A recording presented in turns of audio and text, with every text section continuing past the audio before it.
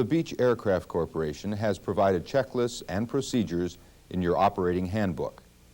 This airmanship learning presentation is meant to support those procedures, not to replace them. Refer to your manual for all checklists and procedures.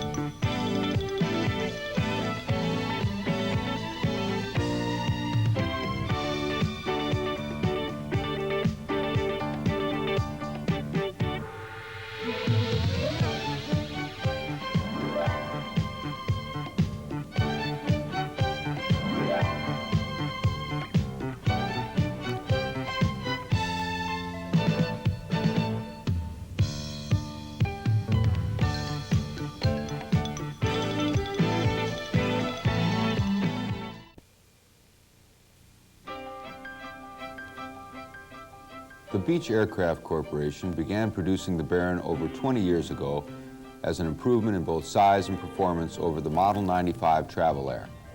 That was 1961, and the aircraft was called the 55 Baron.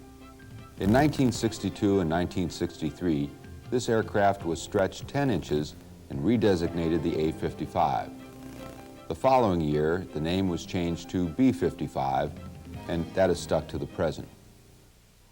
Hello, my name is Jack Wellman. I'm Director of Program Development for Airmanship Incorporated. The video presentation is based on research conducted by our instructors and is systematic in design. We will discuss the Baron by closely investigating the following systems: the engine, including mixture and exhaust, lubrication, cowl flaps and baffles, props, electrical, fuel, landing gear and brakes, flaps, environmental, pneumatic vacuum, and pedostatic. Let's begin with the engine. The early Barons derived their power from Continental IO 470L 260 horsepower engines. In 1966, the Baron family began to expand with the introduction of the C-55, powered by Continental IO 520C engines rated at 285 horsepower. The C became a D model in 1968 and subsequently an E-55 in 1970, the designation it carries today. Also in 1970, Beech rolled out the first full six-seat Baron, the 58. It utilized the same engine as its older brother, the E-55. It's important to note also that Beech marketed a 56TC Baron from 1967 until 1971, but production was halted after 95 of these aircraft were built. The 56 models were the only factory Lycoming powered Barons using the 380 horsepower TIO 541. Let's take a look at the engine. Induction air, in most cases, is available from two sources. They are filtered ram air and unfiltered alternate air. Basically, air is routed through a filter and ducted to the engine carburetor, fuel control unit, or into the engine manifold system. If this air filter is impacted with snow, ice, or any other kind of debris, a door downstream of the filter will automatically open and alternate air will then be available. When operating a normally aspirated engine in conditions that could clog the air filter, the pilot will note a drop in manifold pressure before the alternate air door opens. After the door opens, you will not have a complete manifold recovery. However, you can regain the manifold pressure by advancing the throttles. In a turbocharged engine, below the critical altitude, the pilot will not see a change in manifold pressure. The variable absolute pressure controller will automatically maintain the pre-selected manifold pressure setting. Above the critical altitude, you will see the same symptoms as the normally aspirated engine. The C-55 and D-55 Barons have a three-position induction air selector. Unfiltered ram air can be selected to provide a slight improvement in performance. Usually this position should be selected only at cruise altitudes when the possibility of engine contamination is virtually non-existent. It is highly recommended to refrain from using this unfiltered air whenever possible. In most cases, it is the greatest source of engine and oil contamination. Now let's take a look at mixture control and the leaning procedures. From the pilot's point of view, the control of the air-fuel ratio is probably the most important contributing factor to long engine life. Improper use of the mixture control can drastically shorten engine life and cause costly repairs. For this reason, we will turn our discussion to what is considered to be the ideal mixture and the problems associated with the misuse of control. As we plot a continuous range of fuel to air ratios, at some point we will produce a mixture which develops the maximum amount of heat during the combustion process, or peak cylinder head temperature. This ratio is approximately 15 pounds of air per pound of fuel, or about 6 2/3%. As we lean the mixture past the peak cylinder head temperature, excess air will act as a cooling medium and the temperature will begin to drop. As we enrich the mixture above the 6 2/3%, excess fuel will act as a cooling medium and the cylinder head temperature will again begin to drop. So there is only one ideal mixture at which we can produce the maximum amount of heat or cylinder head temperature, this being the chemically perfect air-to-fuel ratio of 15:1, or approximately 6 2/3% fuel. Best power is obtained at a slightly richer mixture than 15:1. Best power results when airspeed is maximized per pound of fuel burned. This is accomplished by allowing some of the fuel to go unburned and provide a slightly denser mixture in the cylinder. These unburned fuel droplets also carry off a lot of heat. Most engines do not require leaning below 5,000 feet MSL. In all cases, the pilot should follow the procedures outlined in the pilot's operating handbook. Excessive leaning can lead to high temperatures, detonation, and pre-ignition, or you could actually starve the engine of fuel by operating it too lean. With an excessively rich mixture, you would have problems with high fuel consumption, ignition fouling, or loss of power and engine roughness. In a normal burning sequence, the ignition of the air-fuel mixture in the cylinder is a burning of the fuel, or what the chemists refer to as flame propagation. It is not an instantaneous explosion. In an instantaneous explosion, the entire energy which is stored within the cylinder is released in an extremely short period of time. This is what is referred to as detonation. This closely approximates an explosion within the cylinder as opposed to normal flame propagation. Instead of the piston being pushed down, it receives a hammer-like blow as the combustion forces are released virtually instantaneously within the cylinder. In its initial stages, detonation sounds are covered up by normal engine sound or prop sound. The only indication will be a slight loss of power, maybe an abnormally high cylinder head temperature, and high exhaust gas temperature. When detonation has progressed to the point of recognizable engine roughness or knock, you may be only moments away from a complete engine failure. For these reasons, it is important to avoid the conditions which will eventually lead to detonation. Most of the principal causes of detonation are either directly or indirectly controllable by you, the pilot. Mixture must be monitored carefully at all times, because the mixture will enrichen as you climb and lean as you descend, unless you make the appropriate adjustments in the normally aspirated bearings. Another major problem area which needs to be discussed is that of pre-ignition, the uncontrolled firing of the mixture before the normal spark ignition point. Pre-ignition can lead to excessive pressures within the engine. Some of the principal causes of pre-ignition are glowing spark plug electrodes, valve faces or edges heated to incandescence, or possibly a carbon or lead particle glowing within the cylinder. One final note regarding mixture. During a typical flight, after climbing to cruise altitude and leveling off, you should delay fine-tuning the mixture for 4 to 5 minutes. This allows the engine to adjust to the higher airspeed and the cooler airflow associated with the cruise portion of the flight.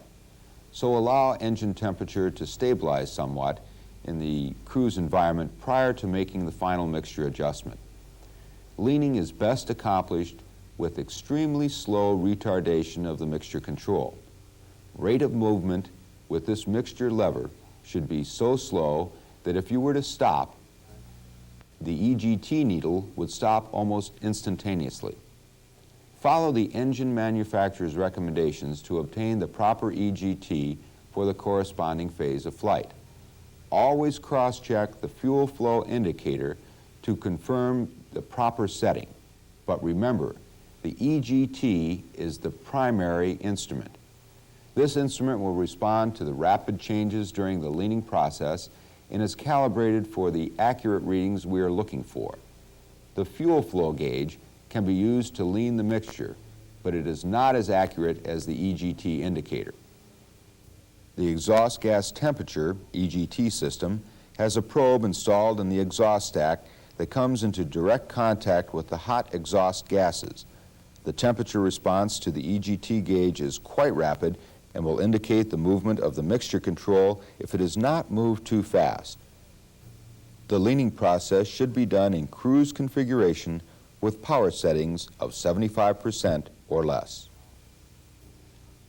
Let's move now from leaning to lubrication and servicing. The engine oil system is jet pressure wet sump type with an integrated full flow oil filter.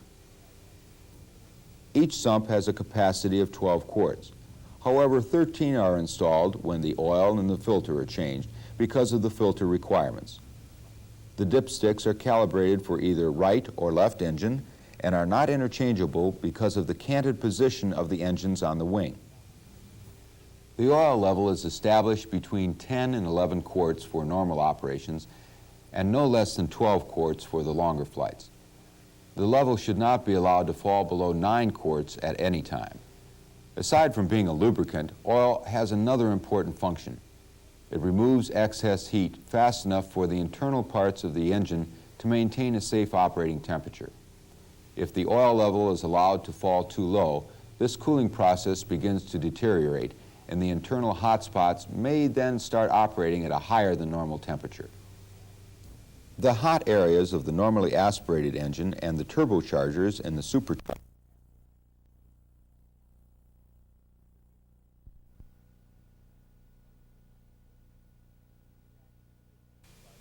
The Beech Aircraft Corporation has provided checklists and procedures in your operating handbook. This airmanship learning presentation is meant to support those procedures, not to replace them. Refer to your manual for all checklists and procedures.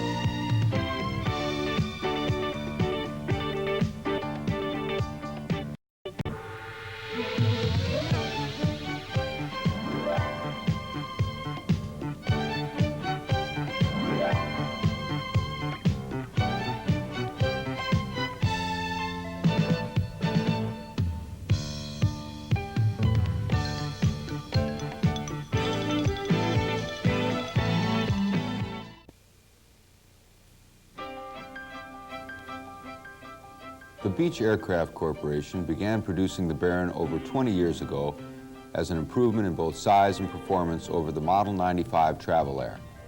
That was 1961, and the aircraft was called the 55 Baron. In 1962 and 1963, this aircraft was stretched 10 inches and redesignated the A-55. The following year, the name was changed to B-55, and that has stuck to the present. Hello, my name is Jack Wellman. I'm Director of Program Development for Airmanship Incorporated. This airmanship video presentation is based on research conducted by our instructors and is systematic in design. We will discuss the Baron by closely investigating the following systems. The engine, including mixture and exhaust, lubrication, cowl flaps and baffles, props, electrical, fuel, landing gear and brakes, flaps, environmental, pneumatic vacuum, and pedostatic. Let's begin with the engine. The early Barons derived their power from Continental IO 470L 260 horsepower engines.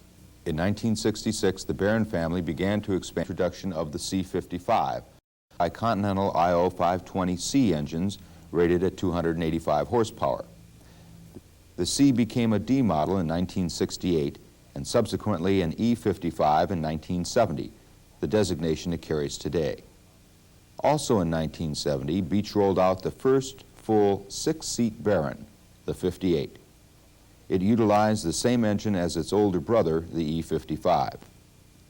It's important to note also that Beech marketed a 56TC Baron from 1967 until 1971, but production was halted after 95 of these aircraft were built. The 56 models were the only factory Lycoming-powered Barons using the 380 horsepower TIO 541. Let's take a look at the engine. Induction air, in most cases, is available from two sources. They are filtered ram air and unfiltered alternate air. Basically, the ram air is routed through a filter and ducted to the engine carburetor, fuel control unit, or into the engine manifold system. If this air filter is impacted with snow, ice, or any other kind of debris, a door downstream of the filter will automatically open and alternate air will then be available.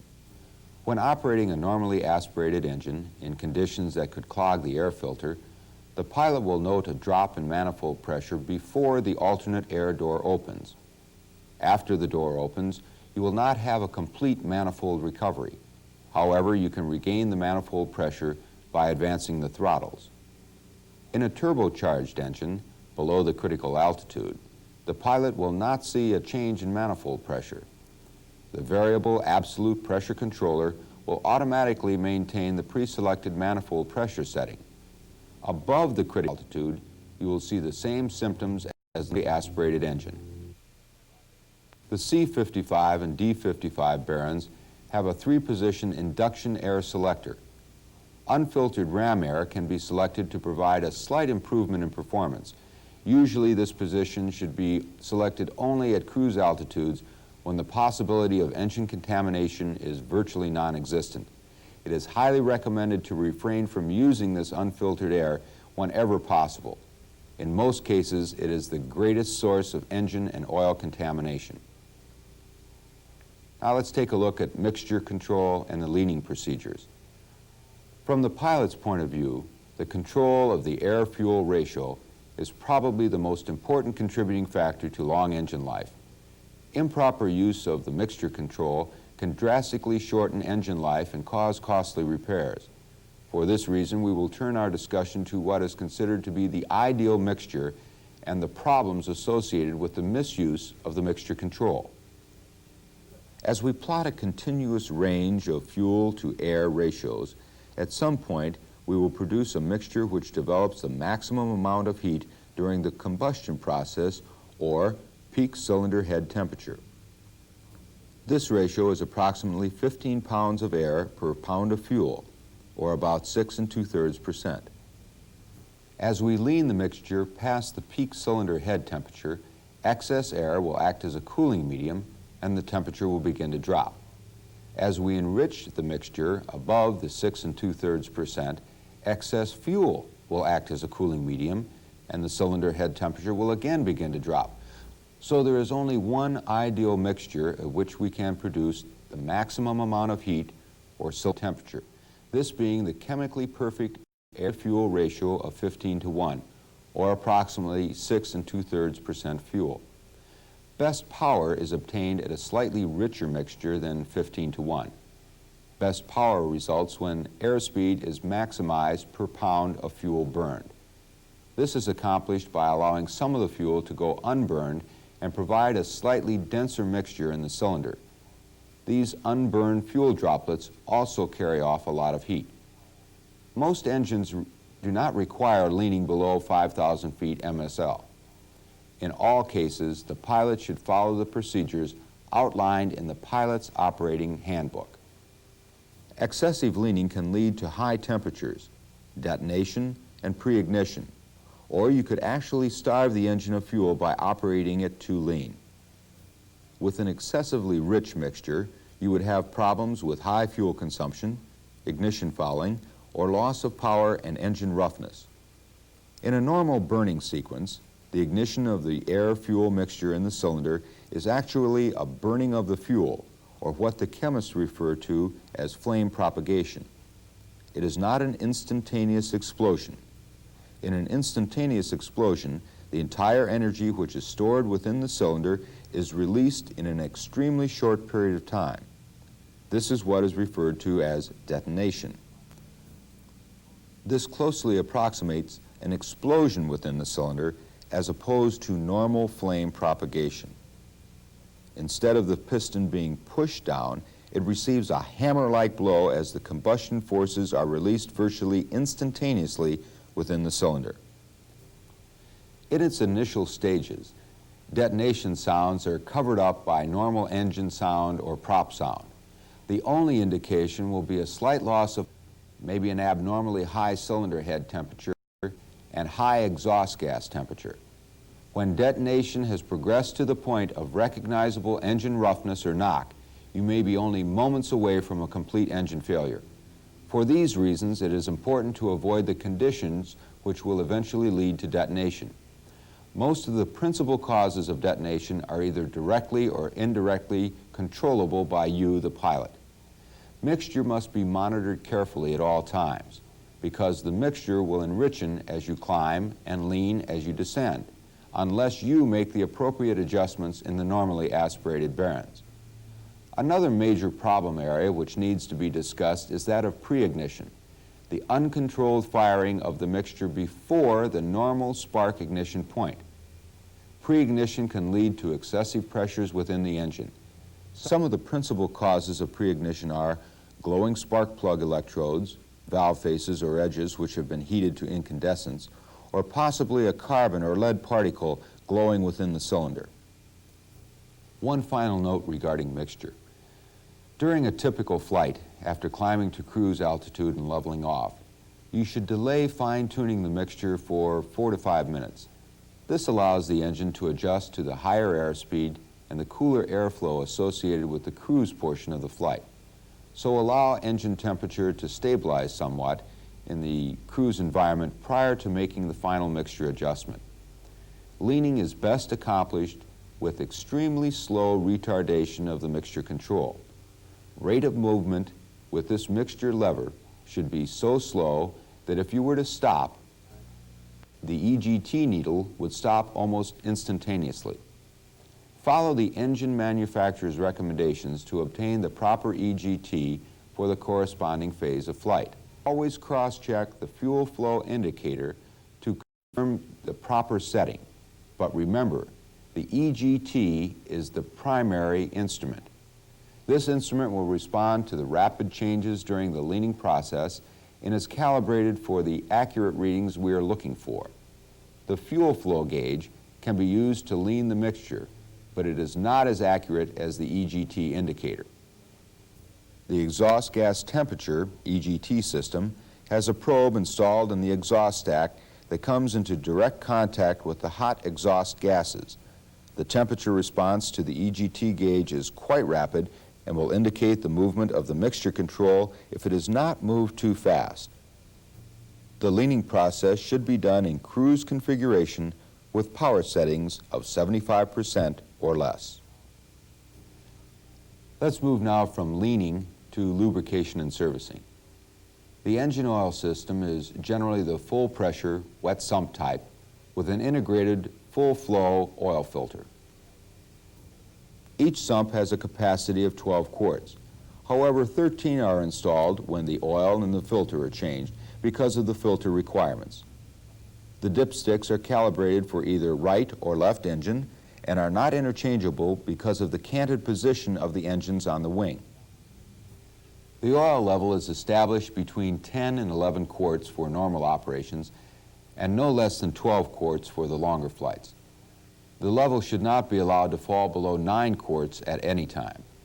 Aside from being a lubricant, oil has another important function. It removes excess heat fast enough for the internal parts of the engine to maintain a safe operating temperature. If the oil level is allowed to fall too low, this cooling process begins to deteriorate and the internal hot spots may then start operating at normal temperature. The hot areas of the normally aspirated engine and the turbochargers in the supercharged engines create high temperatures on the oil which subject the oil to coking and oxidation. Coking tends to dirty up the oil with carbon particles, while oxidation causes the oil to break down and thicken.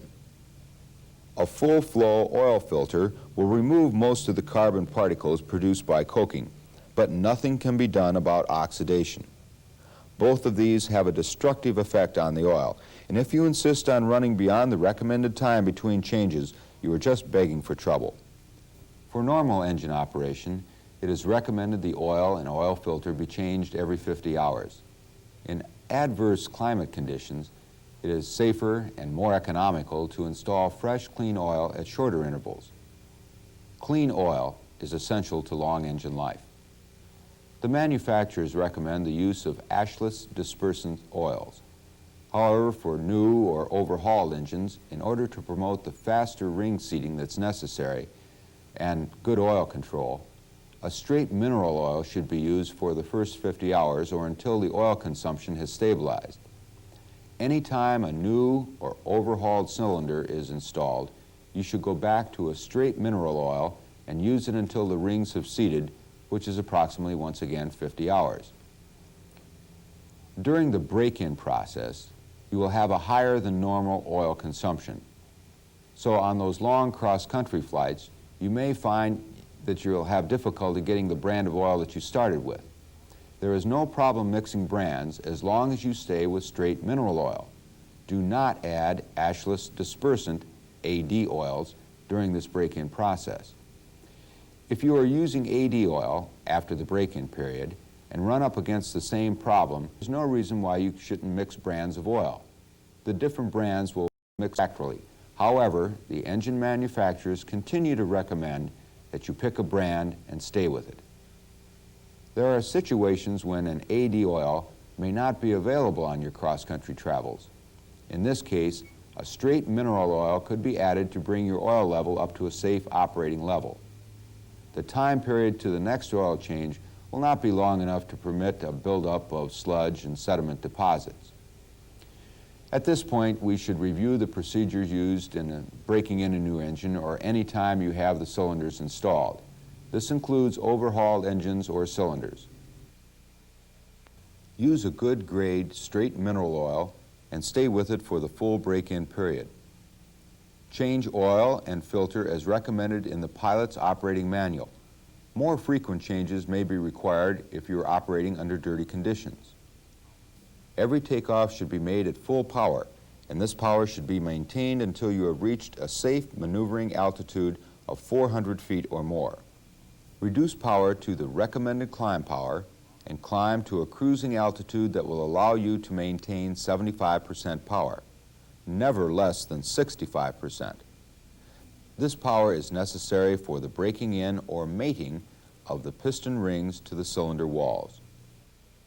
The power should be maintained for these cruise operations during the break-in period. On those extended cross-country trips, every 30 minutes or so, advance to full power for about 30 seconds and then return to your cruise settings. This will help speed the break-in process. On descents and approaches, always carry enough power to keep the cylinder head temperatures in the green. All takeoffs should be made with full power and mixture in the full rich position. Leaning should not be attempted below 5,000 feet. After 5,000 feet, lean only to recover the power lost due to the over-rich condition. In hot weather, be sure to monitor your CHT in your climbs. Climb a little shallower with higher speeds to maintain adequate cooling. A brief explanation, I think, is in order at this point. Higher power settings are needed to develop the cylinder pressures necessary to push the rings onto the cylinder walls. The pressure has to be great enough to rupture the oil film and permit the ring to come in contact with the wall. This ring and cylinder wall contact has to be maintained until a smooth, compatible surface exists between the two. When this happens, the break-in period should be complete. It takes approximately 50 hours to complete this process if the above steps are followed. The break-in process should be completed in as short a time as possible. The only way to do this is with higher power settings. The lower power will not provide enough cylinder pressure to push the ring hard against the cylinder wall, and the break-in period would then be extended over a longer period of time. In the meantime, oxidation of the oil will begin to glaze and fill in grooves in the cylinder. If this glazing takes place before the complete mating of the ring to the cylinder wall, the result will be higher oil consumption.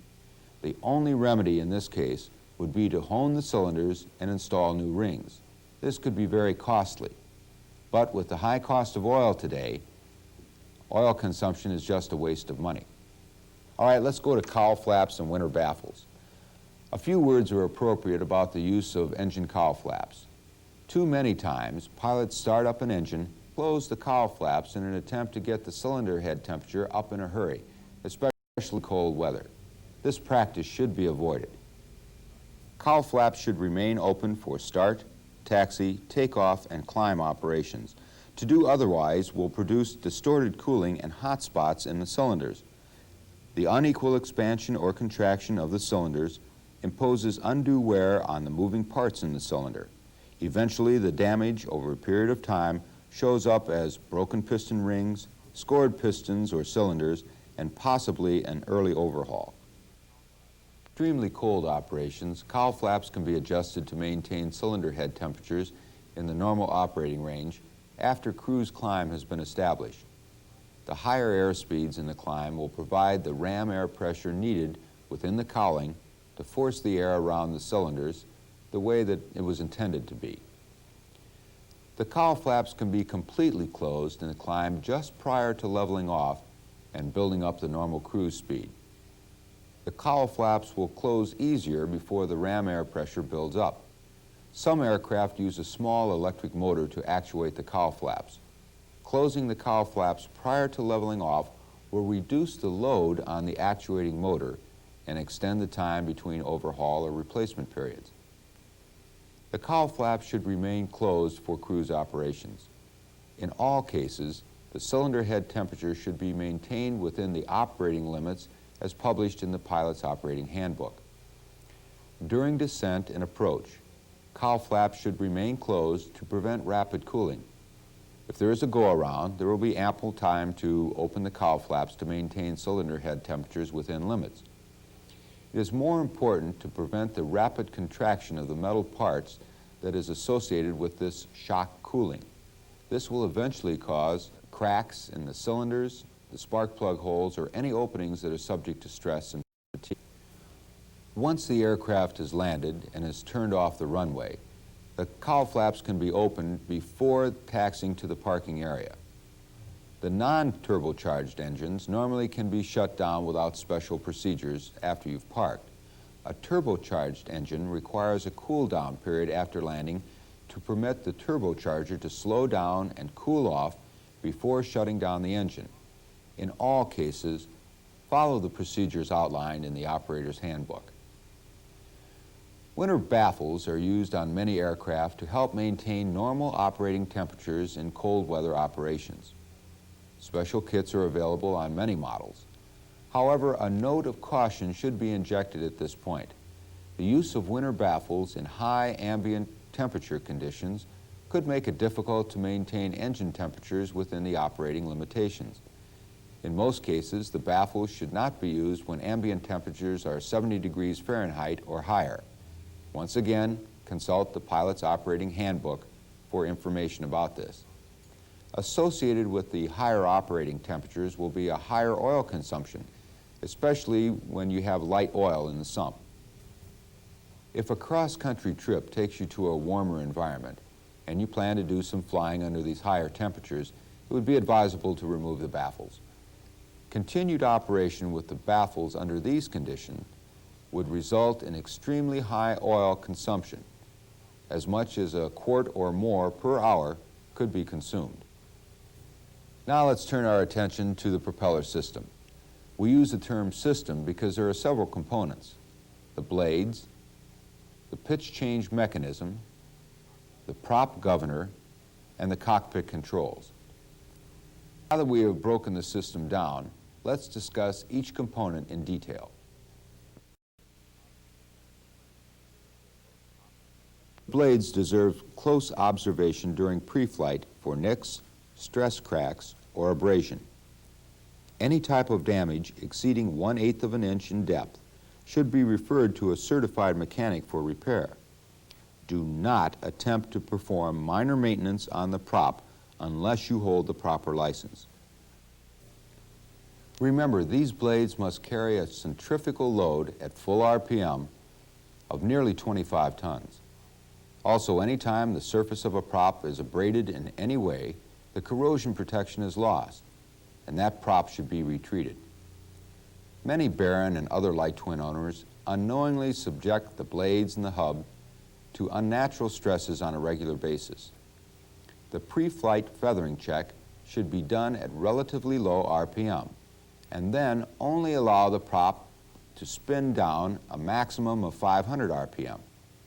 The prop check, done at the higher RPM, is a governor check only. And during the check, the prop levers should never come aft to the feather detent. To do so creates unnaturally high stress on the prop and the hub. The pitch change mechanism includes all the hardware in the dome of the propeller. Several forces are at work in this area, the sole purpose of which is to physically regulate propeller blade angle. All the Baron prop systems utilize boosted engine oil pressure to move the blade to the high RPM or low pitch position. Now, a gear-type pump in the base of the governor steps up the engine oil pressure to approximately 275 pounds per square inch operation. Oil pressure is the only force moving the blades towards low pitch. Depending on the blade and hub combination installed on your Baron, there may be as many as 3 opposing forces constantly tending to drive the blades toward the high pitch or low RPM, ultimately to feather. These opposing forces are air charge, springs, and counterweights. Consult your prop owner's manual to learn exactly which of these items are installed in your system. The prop blade shanks are connected through linkages to a piston which slides fore and aft within a cylinder in the hub.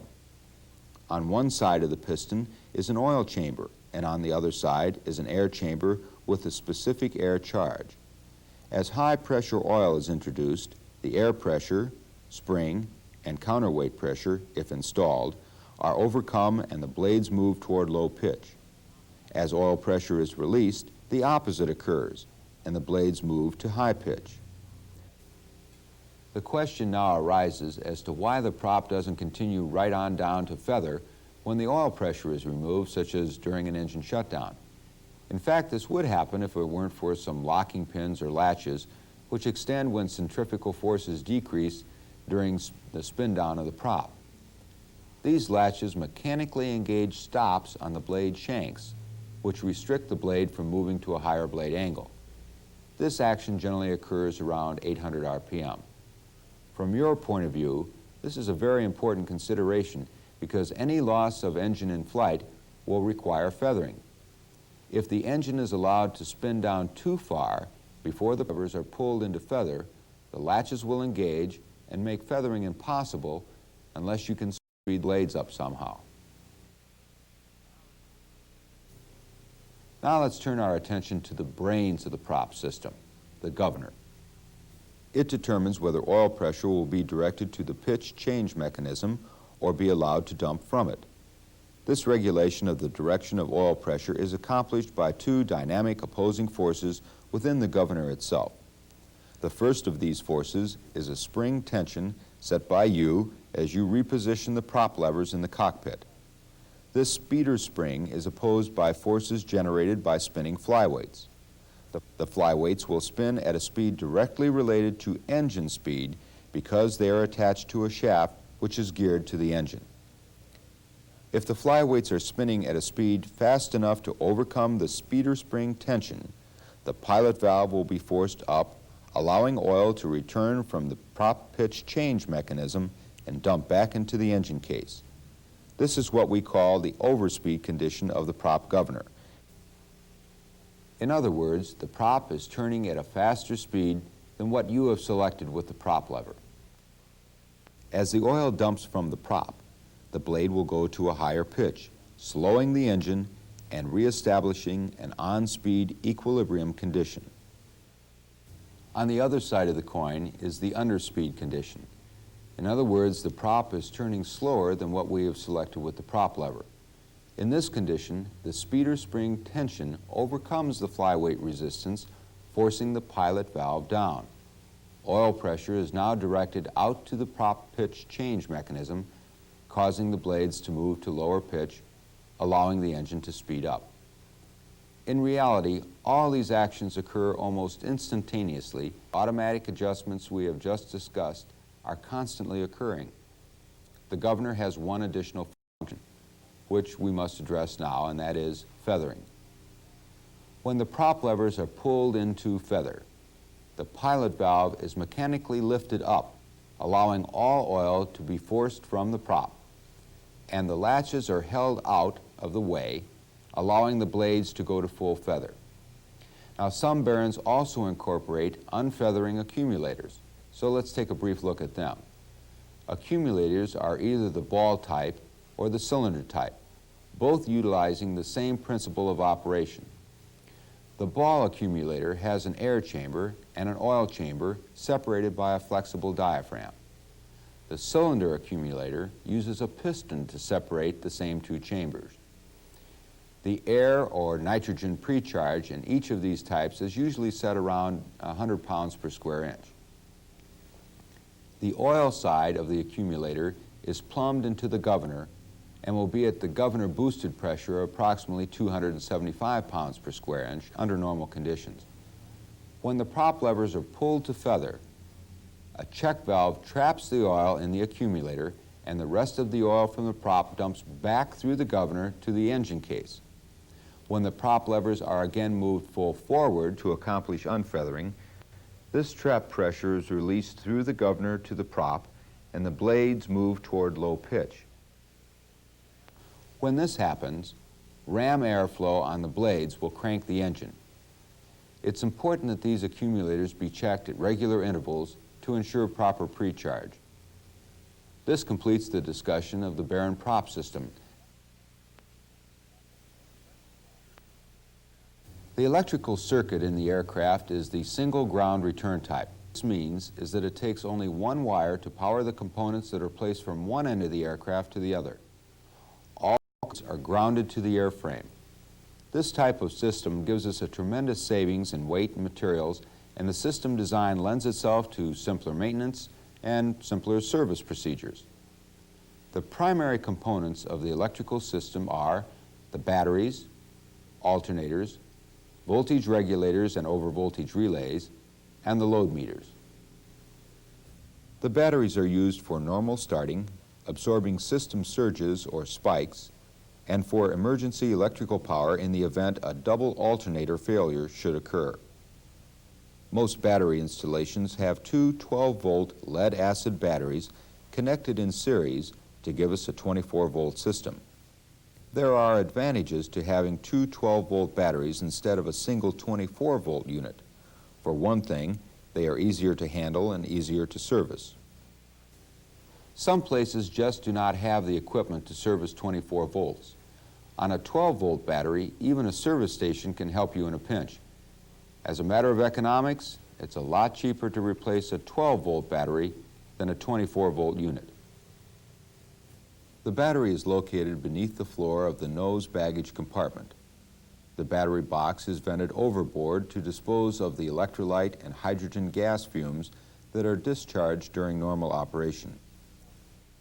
To be sure these fumes are disposed of properly, it's a good idea to frequently check the vent hose connections at the battery box for obstructions. The electrolyte level in the battery should be checked every 25 hours of operation. The level should be maintained by adding distilled water only.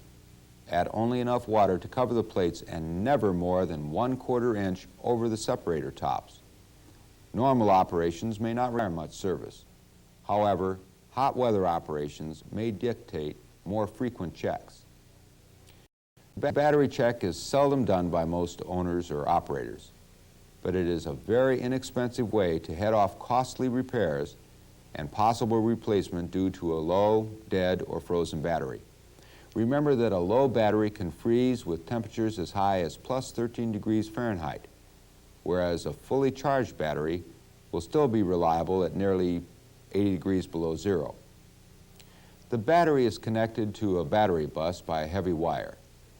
The battery master switch controls the power from the battery to this bus by a solenoid-controlled contact. If this solenoid fails, there is no way to power the battery bus. A more common failure is the diode that guards the solenoid. Anytime you activate the battery switch and nothing happens, the diode would be a good suspect if the battery is fully charged. An external power unit may be used for starting should the batteries be too low for good cranking power. The battery master switch should be on and the alternator switches placed off. This procedure protects the voltage regulators and the system electrical equipment from power surges. The batteries are now being charged by the external power unit. The batteries act as a shock absorber should the external power unit malfunction and send a voltage spike into the aircraft. Whenever you elect to make an external power start, open the pilot's operating handbook and follow it verbatim. The second major component in the electrical system is the alternators. They vary in output from 50 to 100 amps for different aircraft models. Each alternator is supplying power directly to the battery bus. The bus is now supplied by power from 3 sources: the battery and 2 alternators. In normal operations, the alternators will supply the system needs and will also charge the battery and keep it fully charged automatically. If the alternators fail, the fully charged batteries will have approximately 30 minutes of reserve power for normal IFR operations. When forced to operate on battery power only, due consideration must be given to preparation for landing. Depending on conditions, 30 minutes of operation on battery power may be an optimistic assessment of the amount of electrical power which remains. Some of the things that need to be taken into consideration include the power requirements of the gear motor, the flap motor, landing lights if necessary, and the gear indication lights. Each alternator is capable of supplying the power needs for a normal daylight operation. However, night operations may require more than the output from one alternator. This will depend on the equipment requirements of your particular operation. Each alternator output is indicated by its respective load meter. They give a percentage reading of the load on the system. The percentage reading may be converted into a load amperage. For example, a 25% reading means the alternator is putting out 25% of its capacity. If it is a 50 amp alternator, that means it is putting out 12.5 amps. In other words, 0.25 times 50 equals 12.5. The alternators are controlled by 2 transistorized voltage regulators, but only one regulator is operable in the system at any one time. The second is used as a standby regulator. When switched into the circuit, either regulator will adjust the alternator outputs to the required electrical, including battery recharging. The voltage regulator also has a paralleling circuit that divides the load between the 2 alternators. If the load differential becomes too great, the regulators should be switched to see the problem still exists. If it does, a problem may be developing on one alternator or in the circuitry involved. At any rate, this is the time the system should be checked out. It's not a good idea to let one alternator carry the full load.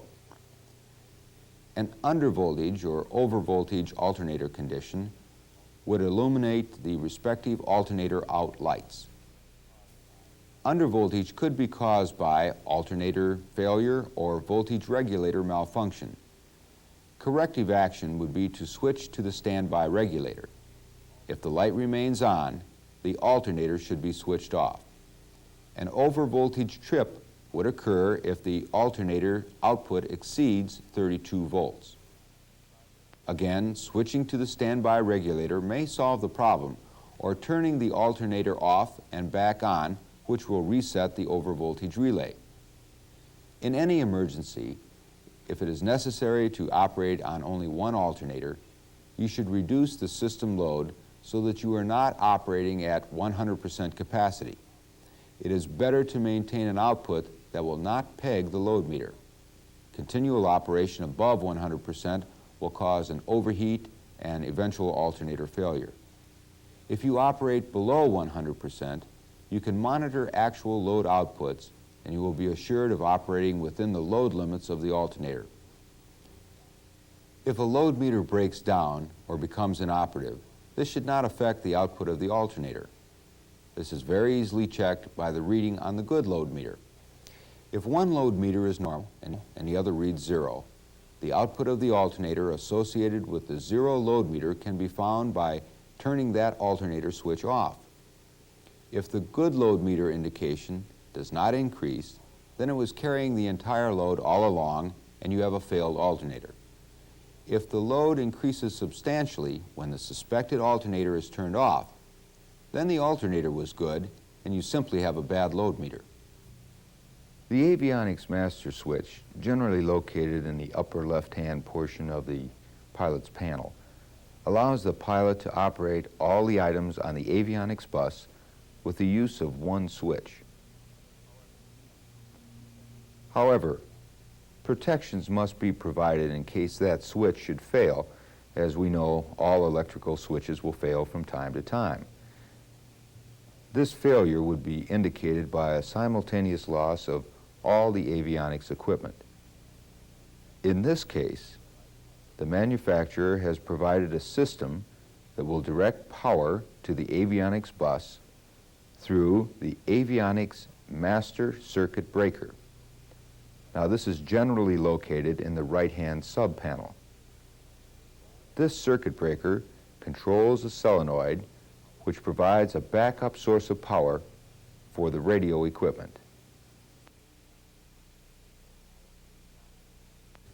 With the avionics master switch in the on position and no power to the entire avionics package, all that is necessary is to pull out the circuit breaker for the avionics master switch. All of the affected equipment regains power. This can be demonstrated on the ground by leaving the avionics switch off and, after engine start, turning on the battery and alternator switches and then pulling the circuit breaker for the avionics master switch. In the event of an electrical fire in the aircraft, it is necessary to remove all the power from the electrical system. This can be done quickly simply by turning the battery and alternator switches off. Once this has been accomplished, you can turn off the rest of the individual electrical components. Impending electrical fire may be indicated by an excessive load meter indication. One option is to shut down the entire electrical system as just described. Then, with the battery and the alternator switches back on, you can rebuild the electrical system by individually turning on essential equipment while noting the load meter indication. The faulty equipment may be detected and isolated. The faulty equipment can be detected by an excessively high draw on the load meters when that component is turned on. Turn it off. Pull the appropriate circuit breaker and leave the component without power until it's inspected, and repaired. Ensure the fire is out. Turn off the cabin heat switch and push in the cabin air control. The pilot's storm window may be opened if required. Battery problems are not easily detected in a system without a battery charge rate monitor. Unless you constantly monitor the load meters, you cannot detect an impending problem.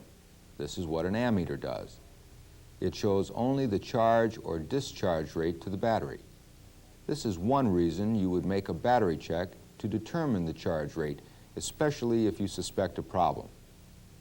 In a load meter system, the battery charge rate can be checked by the following procedures. 1.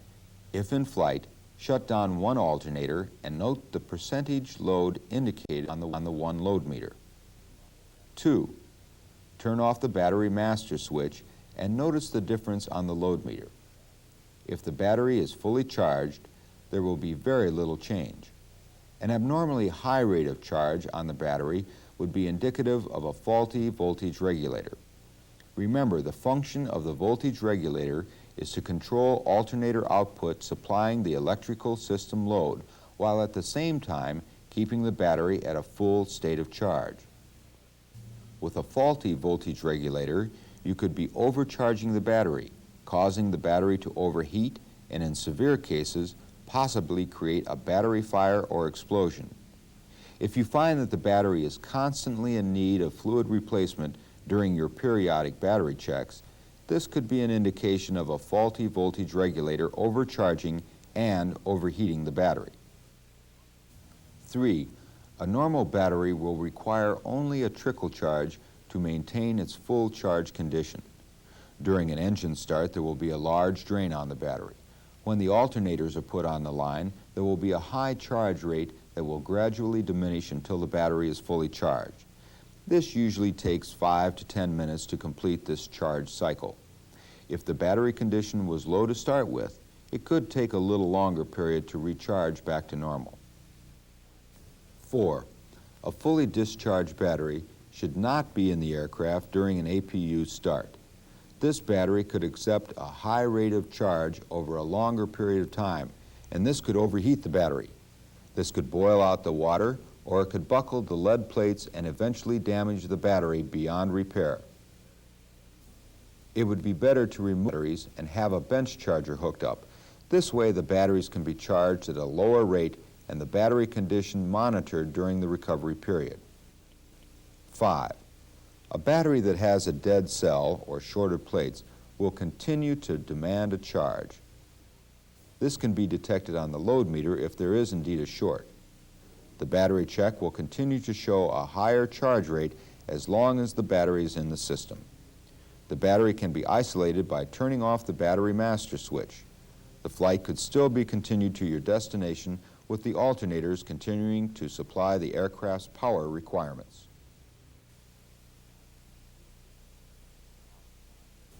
Let's turn now to the fuel system. The fuel system is a simple on-off cross-feed arrangement. The selector panel contains a fuel selector for each engine and a schematic diagram of fuel flow. The Barron fuel system comes with 3 tank options: the 142, 172, and 200-gallon capacities. The unusable fuel on all 3 systems is 3 gallons per side. Some older Barron models have an auxiliary tank position, and this system also incorporates a lockout device for crossfeed, which means you cannot select crossfeed on both valves at the same time. Fuel crossfeed is used only during single-engine emergency operations and in level flight only. The systems cannot be used to transfer fuel from one wing system to the other. As in any emergency situation, be sure to follow your checklist. A vapor return line returns excess fuel from the engine to its respective wing system. Fuel quantity is measured by a float-type transmitter unit which transmits the common level indication to a single indicator for each respective wing. The fuel from the integrated cells passes through another strainer and then to an auxiliary pump located in the gear well. The fuel flows to the engine-driven pump, then on to the fuel distributor.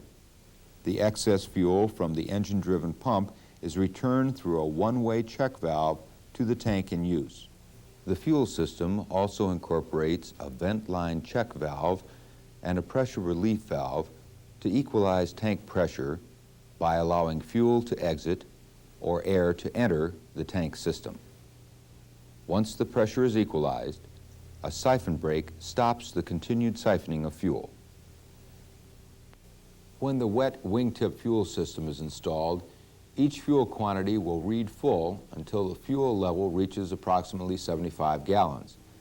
Then, as the remaining fuel is used, each indicator will move and indicate empty when all the usable fuel is consumed.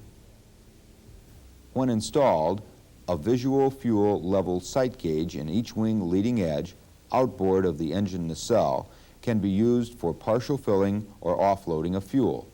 This gauge is to be used only when it reads within the calibrated area. A minimum of 13 gallons of fuel is required in each main or wing system before takeoff.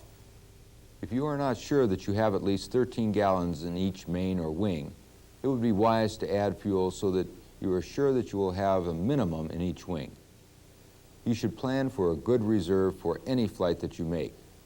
For example, a minimum of 13 gallons of fuel is required for takeoff in each wing or main tank, depending on your model. This is also a good rule of thumb to observe for landing fuel reserve, because it will provide 1 hour of flight time if properly managed. Over and above this minimum, each situation will dictate additional fuel levels based on alternate and other contingent requirements. Some of the newer Barons have an extended range fuel system with an additional wingtip tank.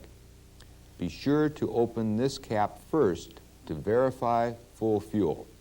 Opening the inboard cap with full tanks will cause an overflow situation and a possible fire hazard.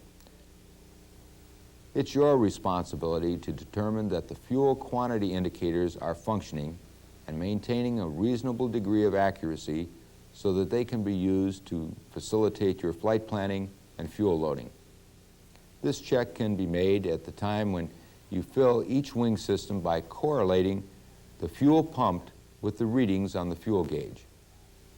The Model 55 and 58 Barons utilize a 2-speed electric auxiliary fuel pump for each engine. High pressure is used for providing fuel pressure for priming before engine start, and it will provide near maximum engine performance if the engine-driven fuel pump fails. The high pressure position should not be used while the engine is operating except in the event of the engine-driven fuel pump failing. The high pressure mode supplies a greater pressure than can be accepted by the injection system during normal operation. The low pressure can be used in any operating mode to eliminate fluctuations due to high ambient temperatures and or high altitude operations.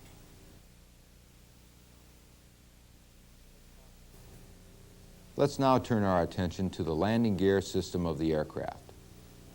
Landing gear is operated by push-pull tubes connected to a gearbox located between the pilot and co-pilot seat under the spar cover. This box and actuator assembly is driven by an electric motor or a hand crank. Another device incorporated in the landing gear system is the dynamic braking relay. Notice the position of this mechanism with respect to the landing gear motor and the main actuators beneath the pilot seat. The dynamic braking relay incorporates sensor switches which gently brake the landing gear into position when lowered. As the landing gear nears its down and lock position during the lowering cycle, these switches send a signal to the dynamic braking relay. This relay, in turn, switches the gear motor from a motor function to a generator. This then will stop the action of the gear as it reaches the full down and lock position. Failure of the dynamic braking relay or its associated sensing switches would be indicated by unusual shaking of the aircraft as the landing gear reaches the full down and lock position. This situation should be corrected because over time it it will have a detrimental effect on the landing gear components. In the main gear, separate actuators are incorporated for the gear struts and the inboard gear doors. When the landing gear is lowered, the inboard main gear doors open, followed by the lowering of the main gear and finally the closing of the inboard main gear doors. The nose gear doors are mechanically linked to the nose gear strut mechanism. Therefore, only one actuator is necessary for raising or lowering the nose gear. Gear indication lights consist of a red transit light and 3 green lights. The red indicates the gear that it is not fully up nor fully down and locked. The green lights indicate a down and locked position for each landing gear. Early model Barons had a red light indicating up and a single green light indicating down, plus a mechanical nose gear indicator. If you don't receive a positive down and locked indication on all 3 gear, it may be advisable to recycle. If this does not correct the situation, follow the gear emergency procedures and mechanically crank the gear against its stop. This should put the gear into its locked position. This can be verified by checking that all 3 green lights are illuminated. Micro switches can fail as any mechanical unit can, but manually cranking the gear hard against the stops will assure you of the gear being in the full stop or locked position. There are speed limitations to be observed in the extension or operation of the gear. The main reason is the possible damage that can be inflicted on the gear doors. The gear itself can withstand the air loads, but the gear doors could possibly be warped or damaged. This could pose a problem if you were to retract the gear with damaged doors. Jamming the gear could be a definite possibility. If the gear doors were subjected to these loads for whatever reason and you suspected possible damage, it would be wise to leave the gear in the down position until they could be checked by a competent mechanic. If the landing gear is extended for emergency reasons, do not move any landing gear controls or reset any switches or circuit breakers. It is possible the malfunction is such that it could cause the gear to retract. Nothing should be touched until the aircraft is put on jacks where a gear check can be made.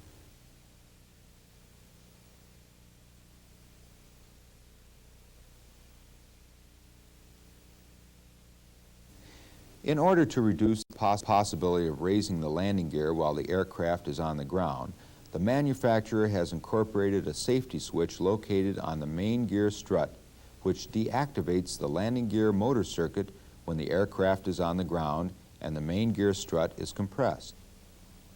The pilot's operating handbook does warn, however, that the switch should not be trusted. While the aircraft is rolling at 20 to 40 knots, the wings are still developing some lift. Should the aircraft hit a bump on the runway, the main gear struts will extend, and the aircraft will sense an in-flight condition. If at the same time the pilot is contemplating raising the flaps and mistakenly grabs the landing gear switch, the landing gear will retract. This accounts for a major percentage of gear-up accidents. Quite possibly the most important aspect which can be stressed is that there is really no need to accomplish any checklist while the aircraft is still rolling out on the runway. It is far better to turn the aircraft off the runway, come to a full stop, communicate with the controlling agency, and run an after-landing checklist at that point under controlled conditions. In the event the landing gear cannot be electrically operated, the gear can be manually extended but not retracted. The procedure would be to 1. Slow the aircraft. This greatly reduces the physical effort involved in lowering the gear to the full down and locked position. 2. The gear selector is then placed in the position. 3. Pull the gear motor circuit breaker. 4. Remove the manual crank cover and engage the crank. 5. Turn the crank counterclockwise 20 to 30 turns, pausing to add a few inches of manifold pressure to compensate for the drag increase caused by the gear moving into the airstream. Resume cranking until the gear reaches the stop and the 3 green lights are illuminated. Total travel takes approximately 51 turns. And 6, after the gear is down and locked, disengage the crank and stow it, replacing the cover plate. This will ensure that you have manually disengaged the crank from the drive gear, because the cover plate will only fit if you have folded the handle back properly. The landing gear warning horn is intermittent. Many pilots have confused this with the steady stall horn. If there is any confusion in the critical phase of landing and you are not sure of the gear position, it would be best to apply power and go around. The landing gear horn should be set according to manufacturer's recommendations. An inoperative gear horn, or one that is set too low, defeats the purpose of the safety feature. If it is set too high, the horn would be blaring at you unnecessarily. This could add to the confusion under certain circumstances. The horn should not be sounding off during normal approach power settings. It should only sound off if either or both throttles are retarded below a power setting that will not sustain 2-engine flight with the gear up. The setting on this aircraft should be set at approximately 12 inches of manifold pressure. Anytime the gear is activated, do not try to reverse the process. The gear has completed its cycle. To do so would put undue stress on the motor and the gearbox components. The motor is turning at a very high RPM, and to reduce it immediately creates arcing on the commutator and excessive wear on the motor in general. Let us examine the possibility of a partial gear indication after extension.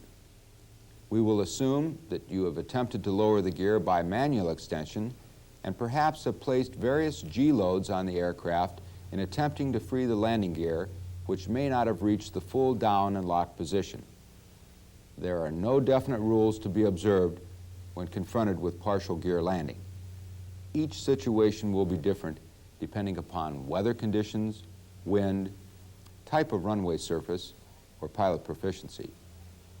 All these things have to be taken into consideration in preparing for a partial gear landing. Consider these alternatives. In the case of an unreliable nose gear indication, you would like to land with the 2 main gears extended, holding the nose off as long as possible until we run out of elevator control. Then gently lower the nose to the runway or other smooth surface and allow the aircraft to come to a complete stop. If, however, 1 main gear and the nose gear are extended, the situation may lend itself more appropriately to a complete gear-up landing. It would be very demanding on pilot technique to attempt to land with 1 main gear extended and the nose gear extended, attempting to hold the wing with the faulty gear indication off the ground as airspeed gradually decreased. Therefore, we recommend in this situation, to minimize damage possibilities or personal injury, simply to land with the gear retracted. If a gear-up landing is necessary, the following procedure is recommended. 1. Select a landing site of firm sod or a foamed runway. 2. Close the cowl flaps. 3. Select the desired wing flap position. 4. When assured the aircraft will glide to the touchdown point, close the throttles. 5. Position the fuel selector to off. 6. Position the mixture controls to idle cutoff. 7.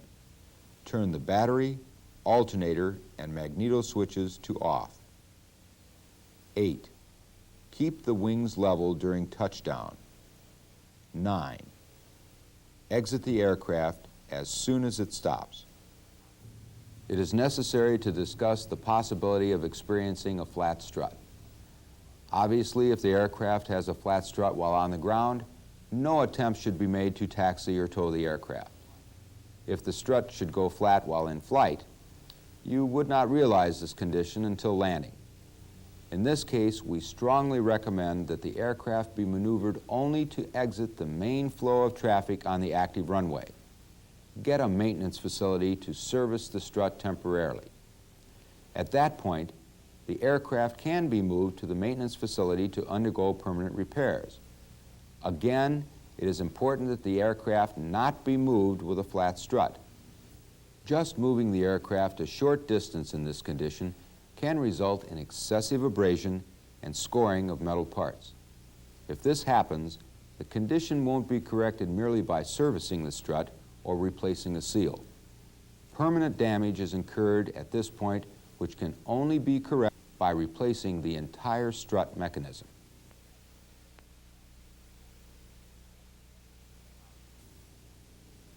Let's turn now to brakes.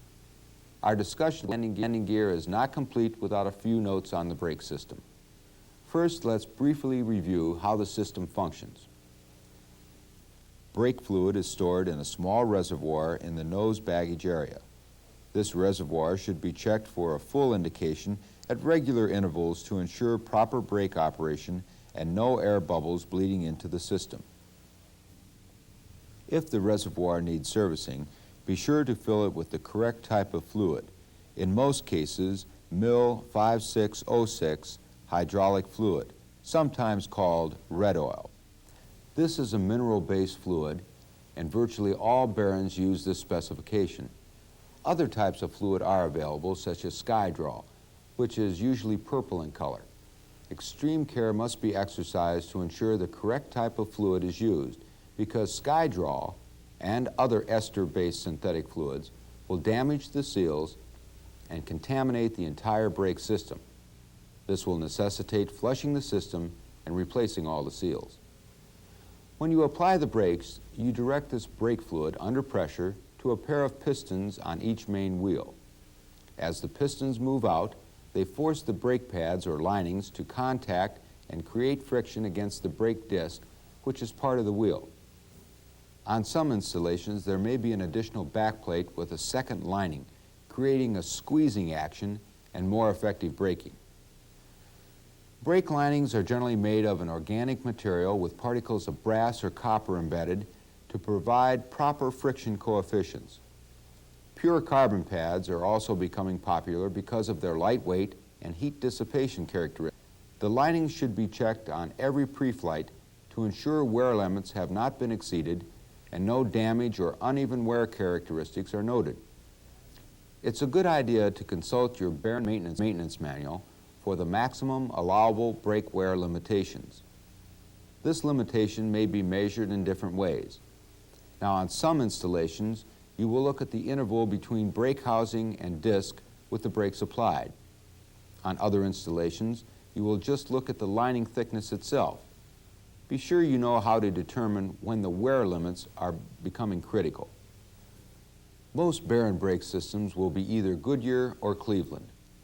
Both systems are very reliable, with the major difference being that the Cleveland disc bolts to the wheel assembly instead of being an integral part of it. This makes disc replacement easier and less expensive. Abnormalities or malfunctions in the brake systems take many forms. Let's discuss a few of the more common ones. Spongy pedal, usually an indication of air in the system, and it will have to be bled off. Solid pedal, but poor braking. Linings virtually gone, must be replaced. Also check discs for scoring. Brakes won't maintain pressure. That's a possible leak. Parking brake won't hold. That means air in the system or bad parking brake valve. Squealing or chattering brakes. This condition is harmful to both the landing gear and the brake structure, usually caused by warped or glazed disc. Glazing can occur when excessive braking has been used, and the intense heat generated can cause lining material to adhere to the disc. This will cause uneven friction when the brakes are causing the chatter or squeal. This condition should be corrected. As a final comment, use brakes as little as necessary, and only after dissipating some speed after landing, and you will greatly increase both brake and tire life. If you ever need to jump on the binders in an emergency situation, don't hesitate to use them. But then, have them inspected for heat and stress damage. Brake housings can lose their strength and even crack when overheated, and the seals will have to be replaced. Keep these concerns in the back of your head if you ever have to push those brakes to the limit.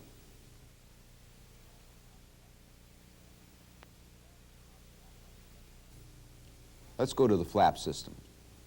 The flaps are operated by an electric motor-driven gearbox located above the landing gear box. The gearbox has 2 cable drives, and each flap has its own drive and jack screw. Notice the location of the flap motor mounted in the aircraft directly above the gear motor. You can see the cable drives leading to the flap actuators in the wings. The limit switches in the left wing serve to stop the flaps in selected positions. In the older aircraft models, there are only 2 limit switches, one for full up and one for full down. In the newer aircraft models, which incorporate an approach flap position, there are 3 limit switches. The flap limit switches are located on the inboard end of the left wing in the recess between the wing trailing edge and the flap leading edge. Flap limit speeds published for the various models of this aircraft vary slightly throughout the years, but it should be emphasized that if only one flap limiting speed is published for your aircraft, that speed applies for any flap position, whether it is an approach position or a full flap position. The newer aircraft models have an advanced flap system in which there are 2 limiting speeds, one published for a higher speed, and that being the approach flap setting, and one for a lower speed for anything beyond the approach flap setting. The susceptibility of the flap limit switches to moisture contamination must be emphasized, especially while in the flap down configuration. On a wet or slushy runway, it is not recommended to take off with a partial flap setting due to the possibility of impingement of ice, slush, or water in the limit switch area. As the aircraft climbs, this moisture accumulation could freeze and render the flap limit switches inoperative. Also, after landing, the switches may become covered with freezing slush and cause the motor to continue to run while placing the switch back in the up position. Under these conditions, the motor could drive the flaps against the stops and not have the protection of the cutoff switch. A few motors have been burned or damaged before the circuit breaker popped. Another possibility is washing the aircraft in a warm hangar in the winter and splashing water in the limit switch area. When the aircraft is moved out onto a cold ramp, the freezing of these limit switches can occur.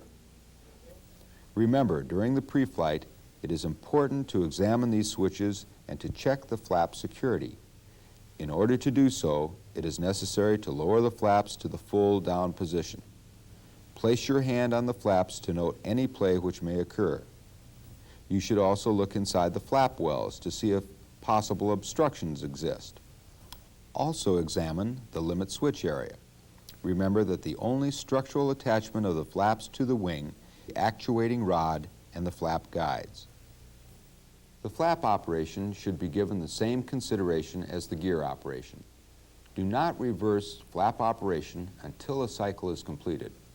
There are situations where this may be necessary, however, but I want to stress that continued reversal will not do the motor or any of the associated components any good.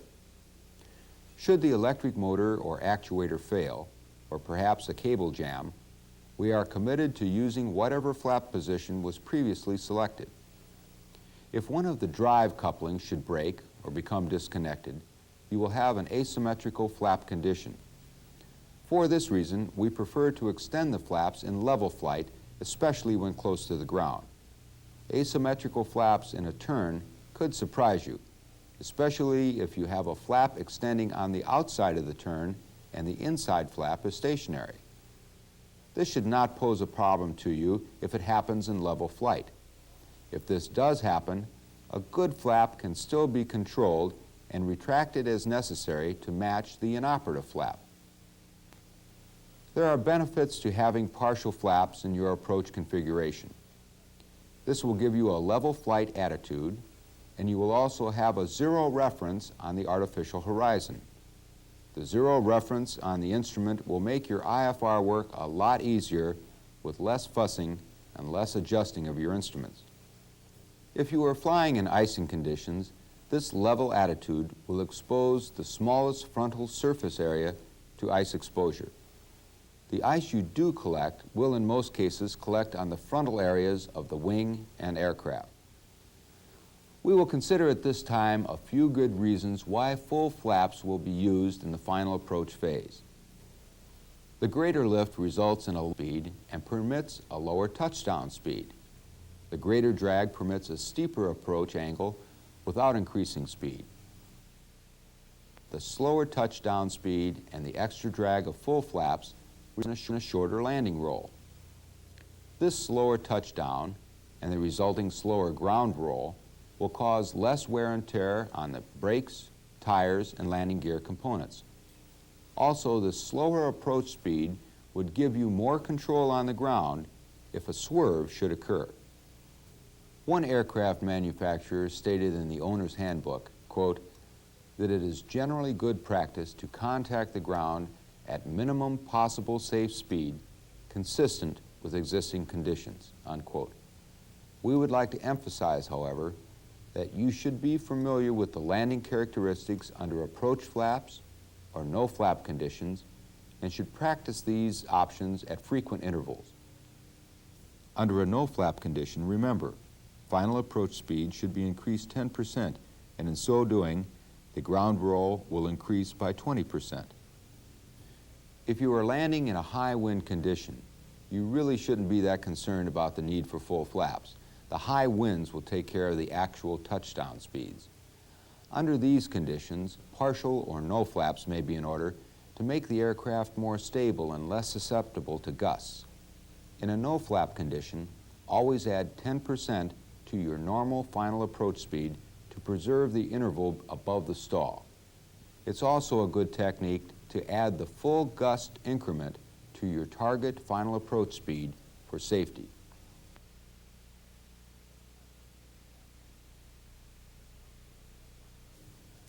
Let's now move to the environmental system. A combustion heater in the nose cone supplies heated air to the cabin by outlets located forward of the pilot and co-pilot seat, the rear of the co-pilot seat, and the rear of the right passenger seat. A fifth outlet provides heated air for windshield defrosting. In flight, fresh ram air enters an intake on each side of the nose cone, passes through the heater, and is distributed to the cabin outlets as fresh outside air. This same air can be heated and is ducted through to the same outlets. Heat regulation is obtained by pulling the cabin air control, which regulates an iris valve restricting the amount of incoming air to be heated. To obtain maximum heat in the cabin, pull the cabin air control partially out to reduce the volume of incoming cold air and permit the heater to raise the temperature of this air. Pushing the control knob in will bring in a large volume of air that is warm but not hot. Be careful not to pull the control more than halfway. To do so will activate a micro switch that will render the heater inoperative. The volume of air available for the various outlets can be controlled by adjusting the controls individually to obtain the desired results. When the three-position switch on the pilot's subpanel is placed in either the heater position or the blower will operate if the landing gear is in the extended position and the cabin air control is more than halfway in. The blower will automatically shut off if the landing gear is retracted or the cabin air control is pulled out approximately halfway. During ground operation or during slow flight with the gear down, a blower will supply the ram air necessary for heater operation. If dangerously high temperatures should occur during the heating operation, a heat-actuated circuit breaker located will shut the heater down. However, the blower will continue to operate and cool down the heater in plenum. If this malfunction should occur and cause the circuit breaker to pop, the heater should be checked before attempting to operate it again. For ventilation during ground operation, push the cabin air control full forward and place the heater switch in the blower position. In flight, fresh ram air from the intake on the left side of the dorsal fairing is ducted to the individual outlets above each seat. A master control on the overhead panel, just aft of the front air outlets, enables you to adjust the amount of ram air available to all outlets above each seat.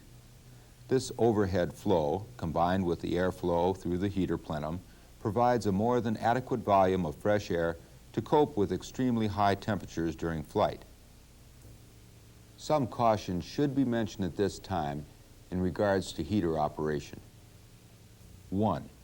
Be sure to cool down the heater and plenum prior to shutting down. Shutting down a hot unit will cause uneven contractions that could eventually damage some of the heater components. 2. A good procedure is to shut off the heater as part of your after-landing checklist.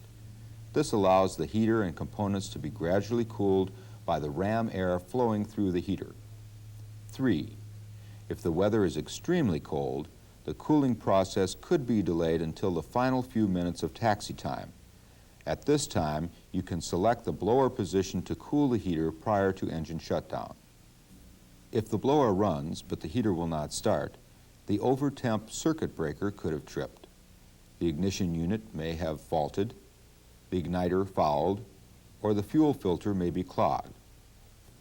If the heat produced is inadequate, the thermostat is not properly adjusted, the fuel filter is plugged, or perhaps there are restrictions in the fuel lines. Be sure to have an authorized mechanic troubleshoot any problems.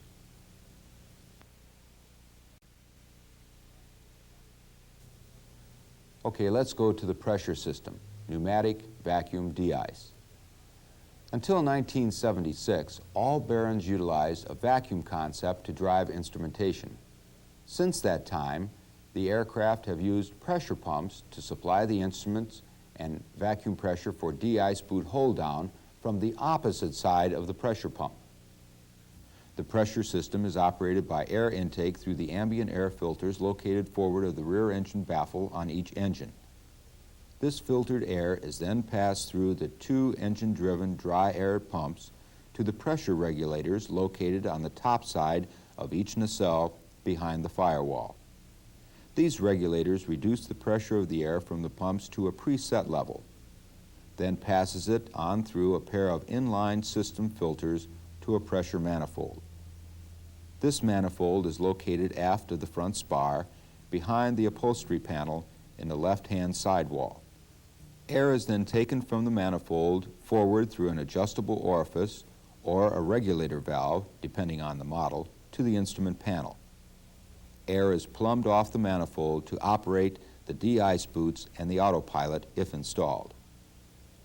The de-ice system incorporates a distributor valve which functions to direct pressure or vacuum to the boots as selected by the pilot. This valve is spring-loaded to the vacuum or hold-down position and requires electrical power to move to the pressure position. So if the de-ice boots fail to deflate, the circuit breaker may be pulled if power is locked on to the distributor valve.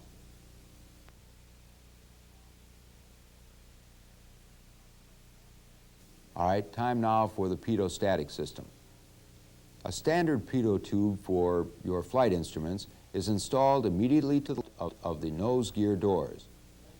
There is an option for a pitot tube to the right of the nose gear doors for the co-pilot's instruments if installed.